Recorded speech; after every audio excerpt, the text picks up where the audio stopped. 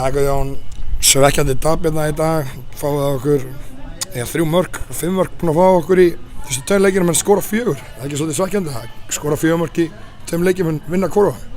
Jú, það er virkilega leiðileg tilfinning að vera að skora fullt af mörkum og sama tíma leikinn, þannig að þetta er eitthvað sem við þurfum að skoða sem lið. Þetta er ekkert bara vörnin, þetta er allt liðið, hvernig eru að verjast og einhvers staðar byrjar þetta og við erum greinilega ekki nógu samstillir kannski í varnarleiknum, þannig að sem betur fyrir kannski vika í næsta leikinu við náum svona fara vel yfir þetta.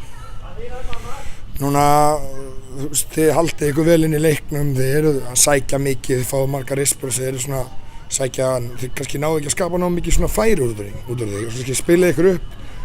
Það er ekki smá svona vesen að þið náðu ekki að tengja kannski að milli annars og 3 hluta. Jú, mér fannst þetta bara að vera þannig leikur. Þetta var svona baráttu leikur í miklu roki og þeir voru með vindi með sér í fyrri hálfleik og fengu þar að leiðandi hættulega boltinn í teig.